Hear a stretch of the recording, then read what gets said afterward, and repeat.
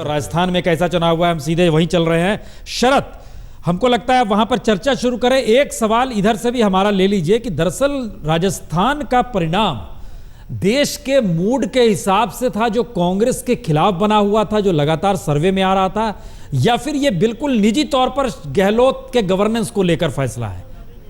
शरद, कुल मिलाकर कहें तो अशोक गहलोत अपने काम के आधार पर जा रहे थे जनता के बीच, लेकिन जिस तरह से कांग्रेस चुनाव लड़ती है, पुराने ढर्रे पे चुनाव इस बार लड़ी थी। देखिए आप, परंपरागत जो उनका वोट बैंक है, जाट वोट बैंक, जरा ध्यान दीजिए। कांग्रेस के प्रदेश अध्यक्ष हैं चंद्रभान, वो हार रहे हैं। जो कृष्णा पुनिया हैं, जो एशियाड की पदक विजेता है, जो पोस्टर गर्ल के रूप में, जाट नेता के रूप में लाई गई थी राहुल गांधी और सोनिया गांधी की सभा में, वो पीछे चल रही हैं। कद्दावर जाट नेता है विश्वेंद्र सिंह, भरतपुर के पूर्व महाराज, वो पीछे चल रहे हैं। तो सोशल इंजीनियरिंग भी फेल हुआ है कांग्रेस का कहीं ना कहीं। और एक दूसरी बड़ी बात है कि जिस तरह से मोदी की आंधी चल रही थी और मोदी की सभाओं में भीड़ जा रही थी, कहीं ना कहीं अशोक गहलोत को यह आभास होने लगा था कि हमारी हार हो रही है। और कांग्रेस में हर किसी नेता का माई बाप दिल्ली में बैठा रहता है। 5 सीट आप दे दीजिए सीपी जोशी को, 5 टिकट दे दीजिए भंवर जितेंद्र सिंह को, 5 टिकट दे दीजिए। तो इस तरह की बंटवारा हुआ है। कांग्रेस के नेता उन्हीं से हम बातचीत करते हैं। अब तो कोई बहाना नहीं चलेगा, हार क्यों है कह रहे हैं अशोक गहलोत की, विकास का मुद्दा जो हमारा नहीं चला। बिल्कुल, जिस तरीके के रुझान आ रहे हैं, कांग्रेस पार्टी ने विकास के नाम पर चुनाव लड़ा था और प्रदेश की जनता ने इस मुद्दे को ठुकरा दिया।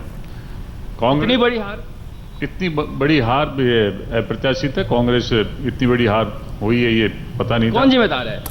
नहीं, इसकी तो आंकलन होगा जिम्मेदार कौन है, क्योंकि संगठन तो बार बार सरकार को चेता रहा था कि काम कीजिए। अब हार क्या है इसका आंकलन होगा। ये चेता रहे थे, संगठन जो है चेता रहे थे। प्रवक्ता हैं सत्येंद्र राघव, वो कह रहे हैं कांग्रेस को चेता रहे थे कि काम कीजिए। तो कहीं ना कहीं एक तरह से हम कहें कि आवाज उठनी शुरू हो गई है। जो बीजेपी के प्रवक्ता हैं उनसे हम बातचीत करते हैं। कैलाशनाथ भट्ट, आप ये बताइए कि इस तरह की जो जीत है, वो कह रहे हैं कि कांग्रेसी की ये अप्रत्याशित हार है, मतलब आपके लिए लग रहा है अप्रत्याशित जीत है ये?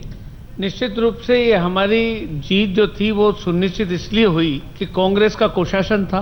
कांग्रेस झूठे वादे करती रही, 4 साल तक सोती रही, और राजस्थान में वोट लेने के लिए जो जिस प्रकार की गांव घुमाना पड़ा मोदी को।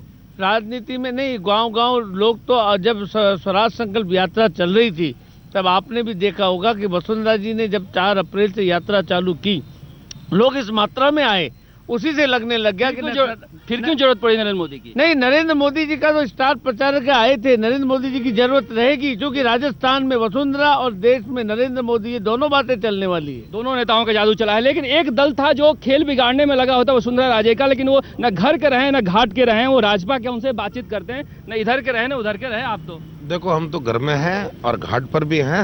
हमारा जो लक्ष्य था उसको हमने पूरा कर लिया। हमने 7 लाख वोट राजस्थान में हासिल किया है, मामूली बात नहीं है। कांग्रेस को हराया, बीजेपी को नुकसान पहुंचाया है। हमने तो जो हमारे बीच में आया, जो भ्रष्टाचारी था, जो गलत था, हमने उसका मुकाबला किया। जनता का मैंडेट, हम अब इसका परीक्षण करेंगे, बैठ करके सारी बातों को तय करेंगे। जा रहा था कि कांग्रेस की बी टीम है और आरोप लग रहे थे कि अशोक गहलोत जो है फाइनेंस कर रहे हैं, लेकिन कहीं ना कहीं कांग्रेस को ज्यादा नुकसान पहुंचा है। कुछ जनता है, उनसे उनका भी सवाल ले लेते हैं। आप बताइए कि क्यों हार हुई है कांग्रेस की, इतनी करारी? भारतीय जनता पार्टी की सोशल इंजीनियरिंग टिकटों में की है, वो कांग्रेस नहीं कर पाई। 1 लाख कार्यकर्ताओं की जो फौज थी कांग्रेस कार्यकर्ताओं की, इसकी अनदेखी की गई है। आप बताइए। युवाओं के साथ, बेरोजगार युवाओं के साथ कांग्रेस सरकार ने जो जितना बड़ा धोखा किया, शायद किसी सरकार ने आज तक राजस्थान में नहीं किया। जितनी भी युवाओं का वोट एक अहम है पुण्य जी, 16.5 लाख नए युवा वोटर थे। 16.5 लाख नए युवा वोटरों पर कांग्रेस ने बिल्कुल नहीं ध्यान दिया, जबकि वसुंधरा राजे यूनिवर्सिटी घूम रही थी और साथ में जो युवा नेता हैं उनको लेकर घूम रही थी। तो वो एक बड़ा मैटर रहा है। 16.5 लाख जो युवा वोटर रहे हैं इस बार। पुण्य जी, शरद, आपसे जवाब चाहेंगे, चूंकि वसुंधरा राजे इससे पहले जब सत्ता में आई थी तो उनके पास जितनी सीटें थी, इन रुझानों में उसका उन्होंने रिकॉर्ड तोड़ दिया है, उससे भी आगे निकल गई हैं। ये किसकी लोकप्रियता है, ये किसका बेस क्या है? क्या गुस्सा है गहलोत के खिलाफ, मोदी का आगमन है पैराशूट के जरिए, या फिर कहीं ना कहीं वसुंधरा का भी? क्या है वजह, क्या है इसकी? देखिए, जब हम राजस्थान में घूमे थे, जैसलमेर और बाड़मेर में गडरा रोड जैसे जगह पर जो पाकिस्तान की सीमा पर है, वह गांव में लोग चिल्ला रहे थे मोदी मोदी। तो ये मोदी का जादू चला है राजस्थान में, मोदी मैनिया था, इस बात से इनकार नहीं किया जा सकता है।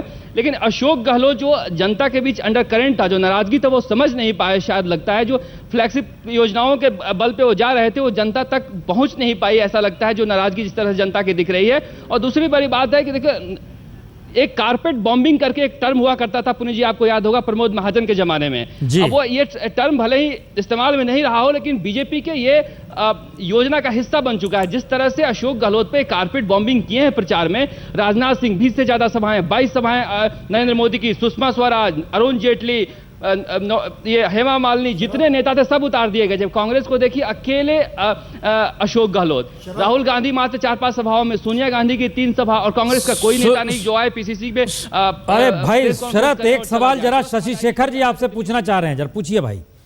मेरा सवाल यह है कि आप वहां पर बहुत गांव-गांव घूमे हैं, ये जो विकास योजनाएं अशोक गहलोत की थी, ये वहां तक पहुंची नहीं या उनका मैसेज कन्वे नहीं हुआ? क्योंकि एक ये बहुत लार्जर सवाल लगातार उठ रहा है राजनीतिक हलकों में कि राजनेता विकास करते हैं और हार जाते हैं, तो अच्छा है वेव क्रिएट करें। ये खतरनाक ट्रेंड है। इसलिए अपने दर्शकों के लिए मैं जानना चाहता हूं कि जो कल्याणकारी योजनाएं थी, चाहे केंद्र की चाहे राज्य की, वो लोगों तक पहुंची, उनका भला हुआ या नहीं हुआ, या ये अज्ञानता है? देखिए, ग्रामीण इलाकों में कमियां रही है, लेकिन शहरी इलाकों में देखें कि आप भी अगर सवाई मानसिक अस्पताल में चले जाएं तो लंबी लंबी कतारें लगी रहती है। लेकिन जब उन लोगों से हम बातचीत करते हैं तो वो कहते हैं कि हम दवा तो ले रहे हैं लेकिन वोट नरेंद्र मोदी को देंगे। इस तरह की एक भावना पिछले कुछ दिनों से भरती जा रही थी। लेकिन जिस तरह से अगर अशोक गहलोत की योजनाओं की बात करें तो परसों चुनाव के बाद नरेंद्र मोदी जो है यहाँ के जो फ्री दवाइयों के जो स्कीम के मुखिया हैं समित शर्मा, उनसे वीडियो कॉन्फ्रेंस से आप गुजरात के अधिकारियों के साथ बैठ कर समझे हैं कि ये योजना क्या है। और कल थाईलैंड के अधिकारी समझ के गए हैं, आंध्र प्रदेश के अधिकारी समझ कर गए हैं। तो योजनाओं में कमी कहीं नहीं थी, लेकिन जिस तरह से योजनाओं का प्रचार प्रसार करना चाहिए, जो हमें लग रहा है कि समझ लीजिए बात कि अगर कोई बीजेपी के राज्य में इस तरह काम किया होता तो पूरे देश में प्रचार होता। लेकिन यहाँ तो कांग्रेस के नेता अशोक गहलोत का काम बताने के यानी मैसेज कन्वे नहीं हुआ। हम एक मिनट यहाँ पर चीजें जरा सा रोक रहे हैं आपको शरद, ये बड़ा महत्वपूर्ण है क्योंकि कई चीजें जहन में आ रही हैं। हम आपके पास लौटेंगे क्योंकि एक दौर में इंदिरा गांधी जब जाती थी राजस्थान गजब हो रहा, राजीव गांधी गए गजब हो रहा, सोनिया गांधी भी जाती थी तो गजब हो रहा। क्या चीजें क्यों मोदी की तरफ शिफ्ट हो रही हैं? लेकिन हम सीधे सुनील नामदेव के पास रायपुर चल रहे हैं। सुनील, बड़ा इंटरेस्टिंग है छत्तीसगढ़ में जिस तरीके से रुझान कांटे के दिखाई लगातार दे रहे हैं। हमारे स्क्रीन पे कांग्रेस 42 सीटों पर आगे है और 37 सीटों पर बीजेपी आगे चल रही है। ये हमारे स्क्रीन के रुझान है। इन जनरल जो बताएं आपको उसमें 45-45 के रुझान ओवरऑल ये इलेक्शन कमीशन के उसमें दिखा रहे हैं कि 45-45 दोनों के पक्ष में है। ये जो तगड़ा मुकाबला है इसकी वजह क्या मानी जाए? रमन सिंह के पास कोई स्पेस नहीं था या कांग्रेस के पक्ष में चीजें हुई हैं या जोगी की राजनीतिक नई सोशल इंजीनियरिंग काम की है? क्या स्थिति है वहां पर?